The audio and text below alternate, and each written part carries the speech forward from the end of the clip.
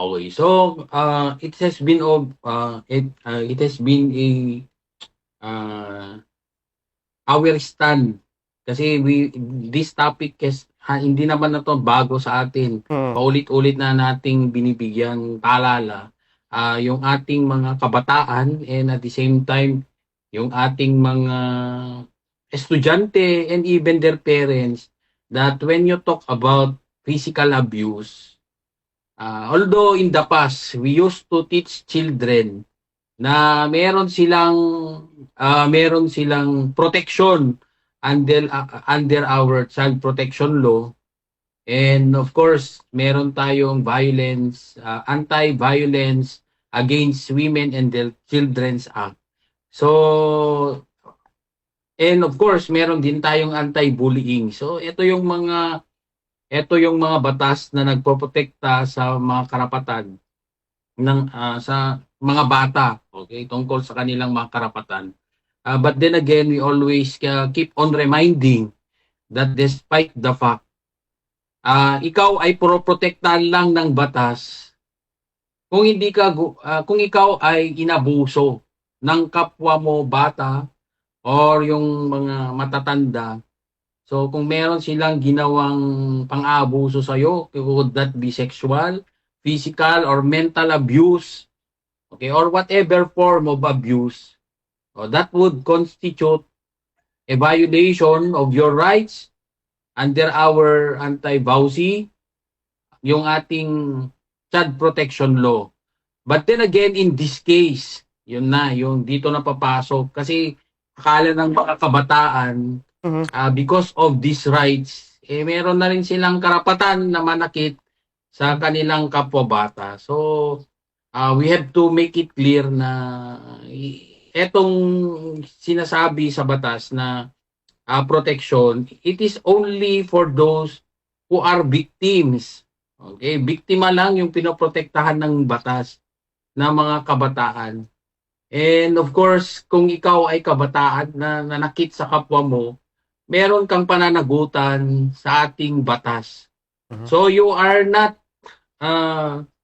totally not liable of any form of liability under our laws. Kasi kung sinabi natin na if you are 15 to 18 years old, diba? 15 to 18 years old, and of course, you acted with discernment. So, nasa tamang, kasi yung discernment kasi sir, that is your ability to determine what is right or wrong. Mhm. So sa kaso na yan, hindi rin natin alam kung what is the surrounding circumstances of that particular incident. But definitely, yung bata na gumawa ng pananakit sa kanyang kapwa-bata, Mhm. kikita natin, you can glimpse from the video, na meron siya talagang what we call uh, discernment. So kung tama yung sa edad na nabanggit nyo sir na that child is more than 15 years old, below 18. So meron pa rin siyang tinatawag na criminal liability. Okay. So but then again, of course, sabihin natin kasi the child is criminally liable at that age. He is criminally liable. Kaya lang kasi yung kanyang parusa, he might not be undergoing prison but he will be undergoing rehabilitation sa mga youth facilities or he will undergo what we call diversion program. So ngayon, when you talk about diversion program, hindi ibig sabihin na malaya ka sa iyong sarili. Okay, bilang isang bata. So, pangalawa is that, siyempre, meron ka ng criminal record. So, kung meron kang criminal record, so, ibig sabihin na, maganda bang, ano yan? Maganda bang sa mga kabataan? So, it will also affect your future. Kasi kung may mga ganitong kang kaso, so, employers might not be, okay, wala silang, ako, kung employer ako, I will not hire you. Why should I? Isa kang kriminal, di ba? So, hindi nila kasi, I really do not know if they are not aware or they are just, kasi meron ng social media. So nagagamit na, meron na yung ganitong platform ninyo, sir, na for them to know yung kanilang mga responsibility aside from the rights. Kasi ang laging iniisip kasi ng bata, before we used to teach them their rights para maprotektahan sila sa anumang pang-abuso ng ibang tao sa kanila. Pero ngayon, ang pang-aabuso ay nanggagaling na mismo sa mga kabataan. So it really saddens me to hear these things, di ba? So, alam nyo, dito kung mapatunayan kayo na you are criminally liable, initially you will be undergoing diversion or rehabilitation, but upon reaching the age of maturity, so 18 and above ka na, you will have full criminal liability, kukulong ka pa rin.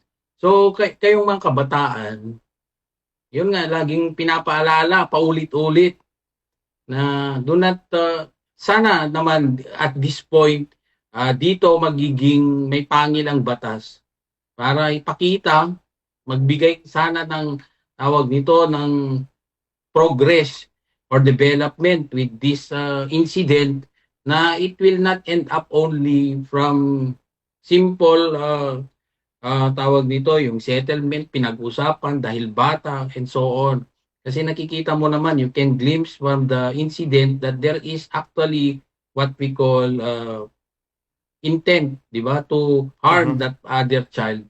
So, hopefully, it will teach a lesson kung merong ipapakita na gagawin doon sa ginawa ng bata. And of course, sa ating mga magulang, so we always remind our children na, di ba, yung meron kayong pananagutan sa ilalim ng batas. So if your child, for example, is not, kasi dito kasi sa Pilipinas, sir, emotional tayo eh. Pagdating sa mga kabataan, lalo na sa mga bata, I mean, we tend to be emotional, na pinapairal natin ang ating emosyon. So, parte lang ng kanilang pagiging bata, yung ganyang mga asal. So, at this point, patatawarin natin. But then again, at the part of the parents, parang after that incident na meron ng pagpapatawad, inuulit lang. So, parang kung kasi tayo mahilig tayo na kakasira kasi ng kakasira ng bata na yan kung gagawan pa natin ng record. Paano kung in the future, makahanap siya ng, hindi na siya makakahanap ng trabaho. Or kung i-expel natin from the school, so, masisirang kanyang future. While it is true na ganun yung consequence, but then we are not learning. Kaya nauulit yan kasi nga nakikita nila na wala namang nagiging masamang resulta sa tawag nito, cause ng harm, particularly physical harm with other child or children, di ba? So dapat sa punto na to, gaya ng it might be hurtful for us to see that child to take the liability, but then gaya nga ng sabi natin, the law is harsh but that is the law. So basically, bata pa lang natuturuan naman sila na to cause harm or physical harm with others, meron talagang kaikibat na consequence. So sa bahay pa lang, 'di ba? Kung meron na nga siyang ginawang hindi tama, like sinaktan ka, anong gagawin mo? Tatawa ka lang or siyempre papatawarin mo, but definitely there is something that you're going to do. So pagdating naman sa school, lalong meron kang responsibility. Yung bata may dapat ramdam niya yung kanyang responsibilidad to respect other children's rights. Kasi yung pinag-uusapan dyan, yung mga kasama niya doon ay complete strangers to him or her, di ba?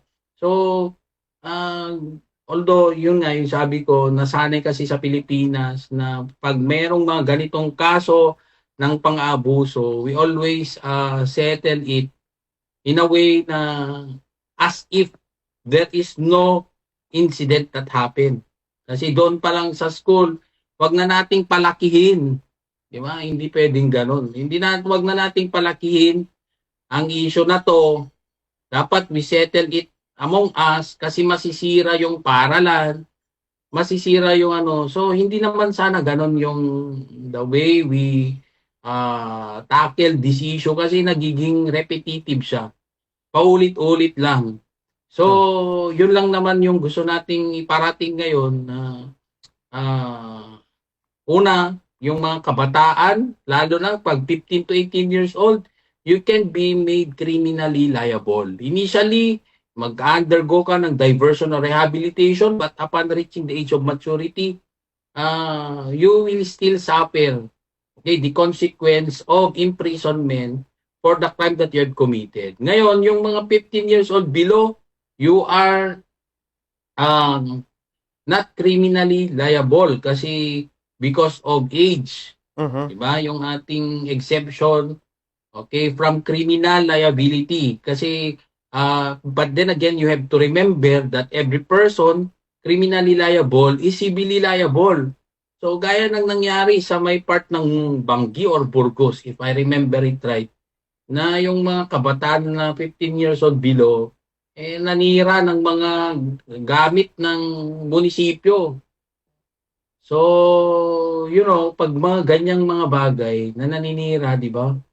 So, meron kang civil liability. So, when you talk about civil liability, meron kung yan, ikaw ay nanira na bata, so babayaran yan. Babayaran mo yan. Pero syempre, of course, dahil nga bata ka, so ang mananagot dyan would be your parents. Kasi pursuant yan sa ating Article 2180 of the Civil Code na sinasabi dyan na parents are liable for the damages caused by their minor children. Okay, who live with them. So, because you are expected as parents to act with diligence of a good parent to prevent the damage. So, imagine mo kasi, lagi kasi I know very active tayo to disseminate yung rights of children. Sabi ko parang we na-mislook natin yung kailangan din pala nating ituro sa kanila na if you are a child, it does not automatically translate that na dapat ang nasa sayo lang ay puro mga karapatan. Hindi natin kasi hina-highlight dyan yung kanila ding responsibilidad, particularly with other children. Kasi could you imagine na may mga bata na ngayon na sumasagot sa in times of these kinds of incidents, sumasagot yan pag pinagsasabihan mo yan, sumasagot na wala kang karapatang saktan ako. Pwede kitang kasuhan dahil ako ay minor. Okay. So sabi ko, okay. So siguro sa ating mga pag-conduct ng mga tawag dito, yung mga outreach programs or yung mga information dissemination sa ating mga PNP, particularly sa mga law enforcers, diba, nag-disseminate sila ng mga karapatan ng mga kabataan. Pwede siguro, sabi ko, when I was invited once, dito sa part ng Solsona, to discuss about children's rights, talagang in-highlight ko rin ito, na it follows with it, na hindi lang ang pinag-uusapan natin, it's not only about your rights. You have to be reminded as well that you have also responsibilities under our laws.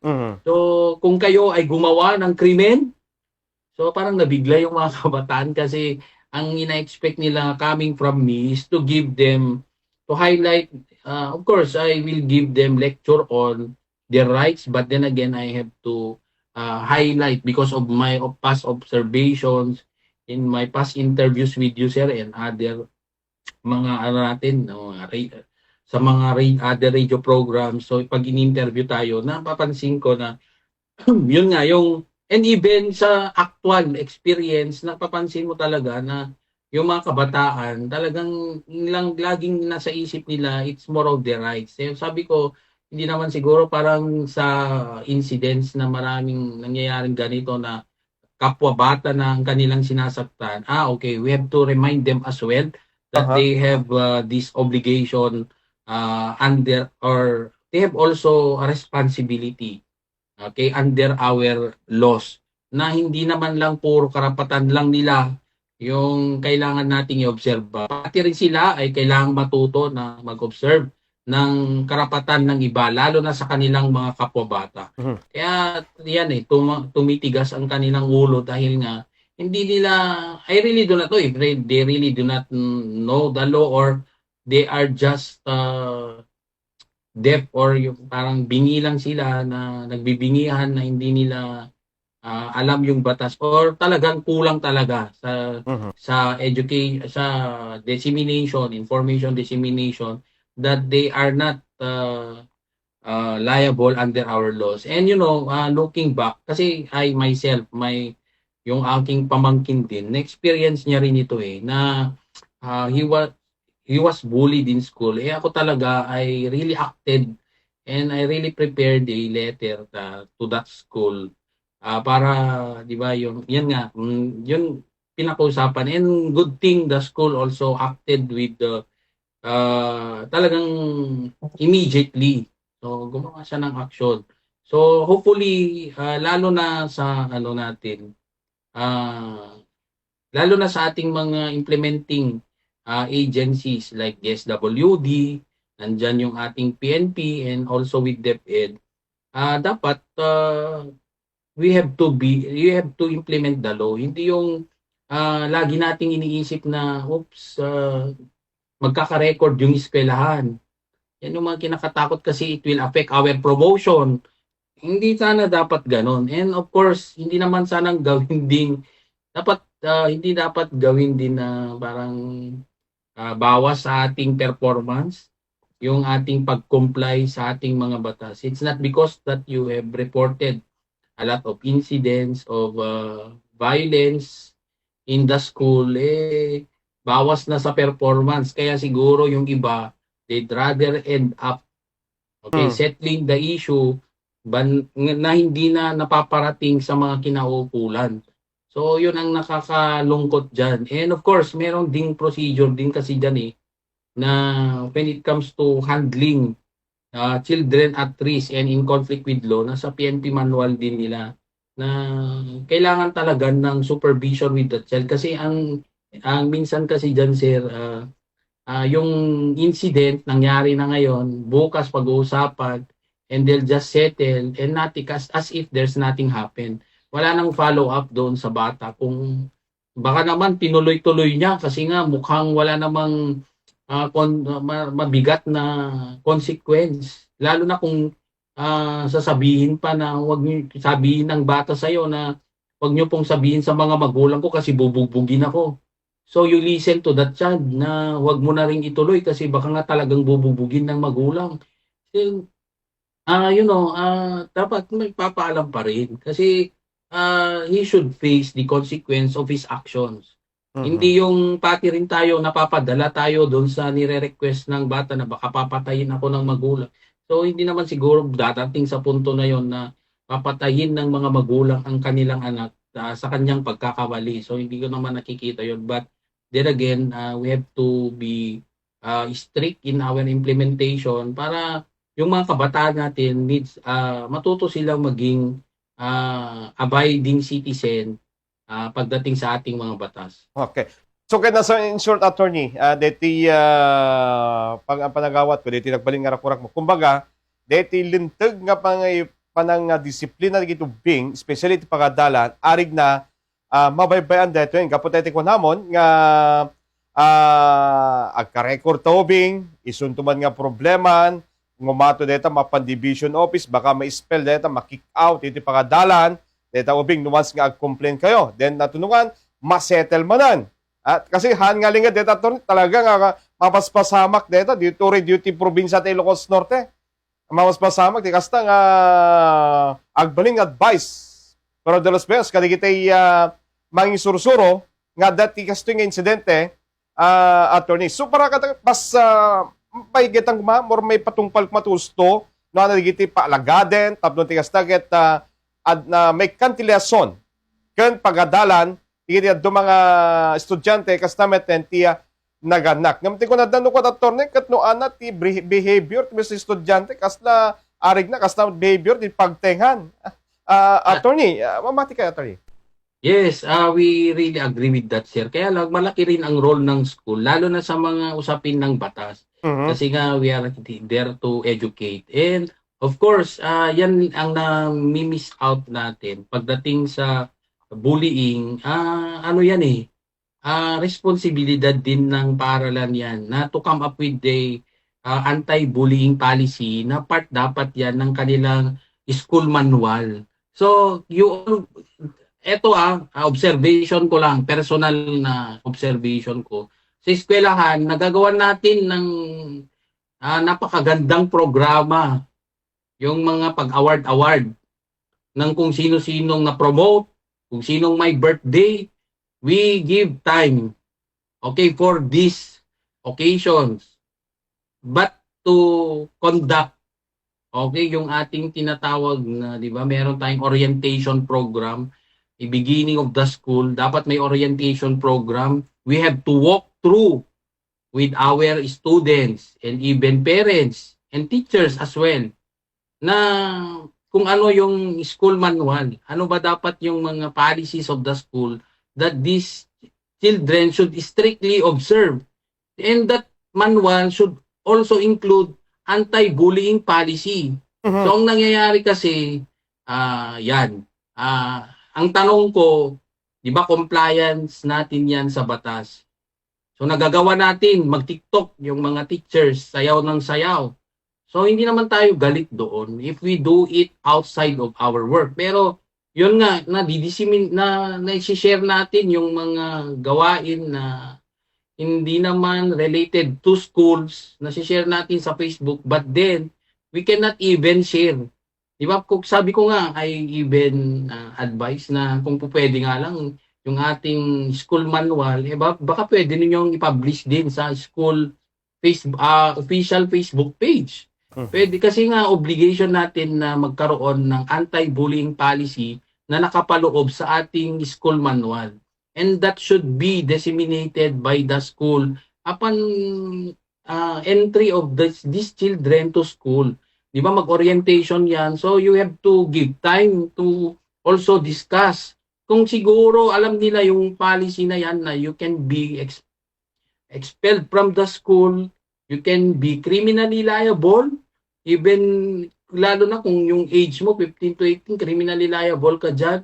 And even if you are 15 years old below, you can be civilly liable.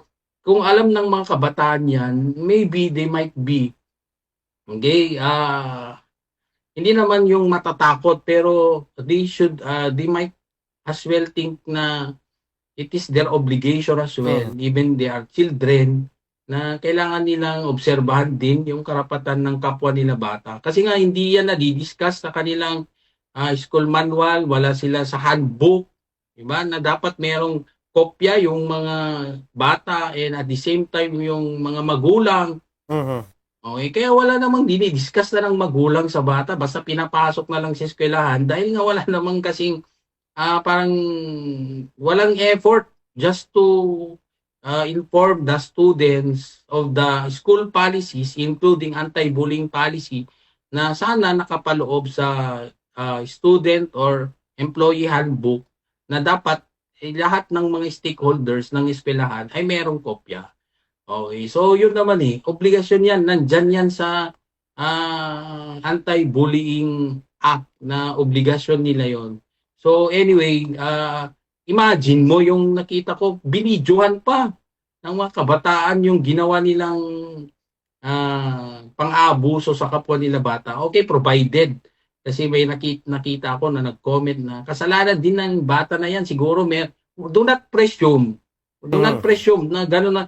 Wala talaga, kahit nasabihin natin na may ginawang hindi tama yan, meron namang procedure on how to report it. Okay, meron tayong report, there will be a investigation that will be done and the school will take action.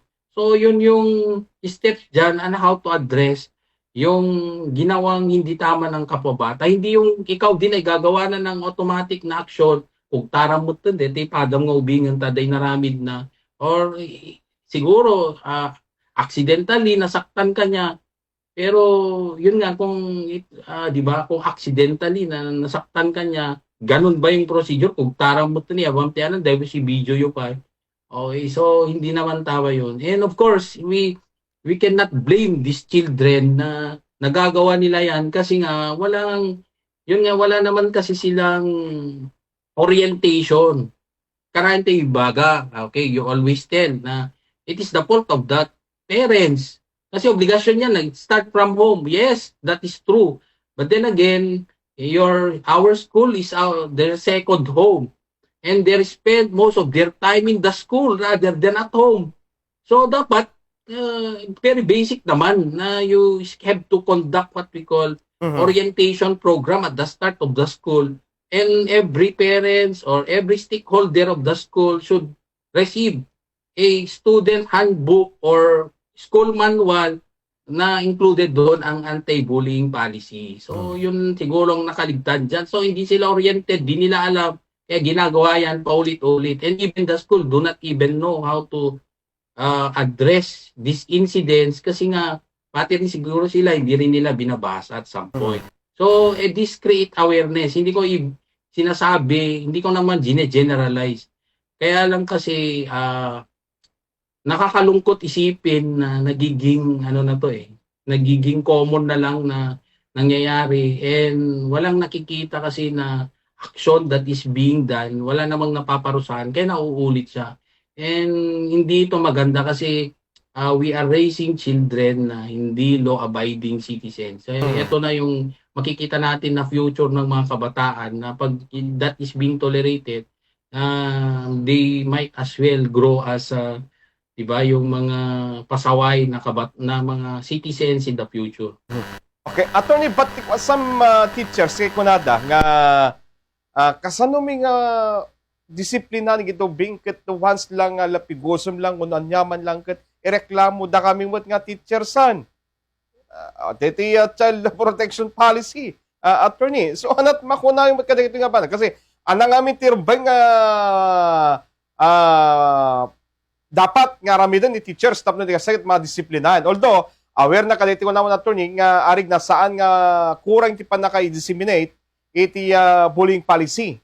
Kadagiti pagadalan, kadwan naman nga teachers nga minyan attorney, pero dalos menos ket at sumrek na balat bigbigat ket TikToken, makita tayo kadagiti post ti social media, then ti estudyante, motebat ti estudyante, halos ti estudyante, da cellphone dami na attorney. So, diti may sa kaditata, diti child protection policy, anang amin dapat nga rubeng amin. Kasi mabuteng sa magmano nga teachers, mabuteng dan. Gapot may reklamo da. Attorney. Ako naman, I am also a teacher. So, I used to be a teacher. So, full-time teacher. So, I know, while it is true, tama naman na mahirap talagang disiplinahin yung mga kabataan. But then, kasi nga, di ba, hindi na rin nila pwedeng gawin yung mga capital punishment. But then, since time immemorial, hindi naman talaga tanggap yung mga tinatawag nating capital punishment. Gaya ng nabanggit mo, sir, na, di ba, te bawutom te ubing, kunadakat, ay tatangaminan karamo mo mabaot yung ubingan. Kasi nagadoonay tilintag nga mangipawil. That is not actually new. Even before, meron na yan. Kaya lang kasi, syempre, before, hindi pa ganito ka transparent din. Okay, yung ating gobyerno pagdating sa mga ganitong klaseng pang-abuso. So ngayon kasi naging aware yung mga tao about their rights. So nalaman na yung kanilang mga karapatan. So they learn it later on na hindi pala po pwede na paluin ka. Hindi ka pwedeng saktan. But then again, I still believe in what we call positive reinforcement. So, hindi naman po pwede na, okay, meron na tayong batas na, and the people already know about di ba, alam na nila yung kanilang karapatan kasi nagkaroon ng social media. So, although these laws have been present even before, na nagkaroon ng ganitong ginagawa sa eskwelahan. But then, kayong nagka-aware sila, so syempre nire-report ka na. So ikaw naman, you will also adjust to the present times. You also have to adjust. Hindi dahil, 'di ba? Yun nga yung sinasabi ko, you have to adjust kung if that child deserves to be expelled from the school. Kasi nga hindi tama yung kanyang ginagawa. And if you made that right report, okay, to that particular child, and he will be expelled from the school because of his actions, dapat 'yun ang gagawin. Hindi hindi mo naantayin na tawag nito yung hindi mo naman saktan 'yan. Basta i-expel mo na lang kung 'yun talaga yung corresponding punishment for his actions, gawin mo 'yan. Ang kasi problema sa Pilipinas, 'yun nga yung sinasabi ko sir na parang sige, bata lang 'yan. At 'yan kasi yung mga ano natin 'yan eh. Bata lang 'yan, so you not forgive it. Okay? Siguro once pwede pa, pero kung 'yan ay paulit-ulit, hindi naman na tama 'yon. So if that child deserves to be expelled, so dapat tanggalin sa eskwelahan. Ilipat sa iba, di ba? Kasi dito kasi, kakaasi lang raw doon, pa nagbiag na. So parang may adjustment pa. So hindi naman tama kasi what if that child will cause further injury to other children, or tingnan naman, aralin din yung bata na yan, what's really behind, bakit ganyan ang kanyang behavior. So instead of focusing on these things, parang ang blame lagi natin is yung ating batas na sinasabi natin, yan kasi pinagbabawal yung pananakit sa hindi na kasi natin pwede silang paluin sa eskwelahan. So hindi naman lang yon yung way to discipline the children, di ba? Pwede namang i-expel mo yung bata na yan or hindi papasukin for several days, or meron namang instruction dyan sa ating, kaya nga meron tayong anti-bullying policy, merong guide yan on how to address these kinds of incidents na nangyayari, yung may pananakit. Okay, na hindi naman, yun nga, hindi lang yung solusyon natin ay saktan din yung bata dahil sa kanyang ginawa. Kasi alam nyo sir, I myself, ako kasi naniniwala po na hindi rin talaga maganda na yun nga, the way you discipline a child is by means of physical force. Kasi when I was a child, minsan yung teacher, eto by experience din, pag kaming mahihirap, sobrang galit, pinapalo ka niya. Pero pagdating sa anak ng mayaman, hindi na niya pinapalo, o anak yan ni Mayor. Wag nating ano yan, anak ni ano yan, attorney yan. So, wag nating paluin kasi baka kakaso. Bakit sa mga may kaya di ba? Merong ano yan merong ano to, favoritism ba? Or discrimination, kasi kung mahirap ka, okay, papaluin ka, pero kung yung anak ng kung sino diyan hindi pwedeng paluin kasi baka they will file a complaint against you. So, but then again, dapat patas ka rin lang din sa pagdidisiplina, di ba? Kung hindi mo, yung hindi mo pinapalo yung iba, yung mga may posisyon ang kanilang mga magulang, same is true with yung mga mahirap na bata. So, ganun din. Kung dapat huwag paluin, lahat hindi paluin kasi wala naman kasi talagang nakalagay sa batas na yung physical harm is an acceptable form of discipline.